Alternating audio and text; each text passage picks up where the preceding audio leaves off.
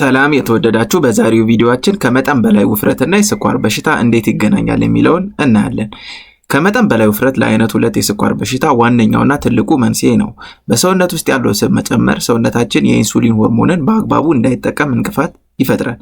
እንግዲህ ከመጠን በላይ ውፍረትና ስኳር እንዴት ይገናኛሉ የሚለውን በደንብ ስናይ ውፍረት ለስኳር በሽታ እንዴት ያጋልጣል የሚለውን እንይ። በሰውነት ውስጥ በተለይ በሆድ አካባቢ የሚከማች ስብ ሴሎቻችን ለኢንሱሊን የሚሰጡትን ምላሽ እንዲቀንሱ የሚያደርጉ ኬሚካሎችን ያመነጫል። በዚህ ምክንያት ደም ውስጥ ያለው ስኳር ወደ ሴል ውስጥ ገብቶ ኃይል መሆን አይችልም። ኢንሱሊን ደግሞ ስራውን መስራት ሲያቅተው ቆሽት ብዙ ኢንሱሊን ለማምረት ይሞክራል።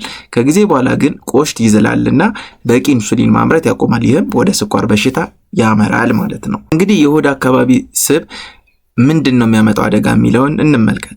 ከሌላው የሰውነት ክፍል ይልቅ በሆድ አካባቢ የሚከማች ስብ ለስኳር በሽታ የመጋለጥ እድልን በእጅጉ ይጨምራል። ይህ ስብ በውስጥ አካላት ዙሪያ ስለሚቀመጥ የሰውነትን ሜታቦሊዝም በቀጥታ ያዛባል።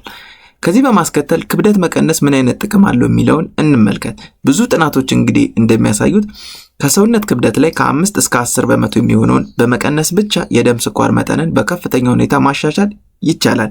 የሰውነት ክብደት ሲቀንስ የሰውነት ኢንሱሊን የመጠቀም ብቃት ስለሚጨምር የሚወሰዱ መድኃኒቶች መጠንን ለመቀነስም ሊያግዝ እንደሚችል ጥናቶች ያሳያሉ ማለት ነው። እንግዲህ ምን አይነት እርምጃዎች መውሰድ አለብን የሚለውን እንመልከት። የመጀመሪያው የአመጋገብ ለውጥ ማምጣት ነው።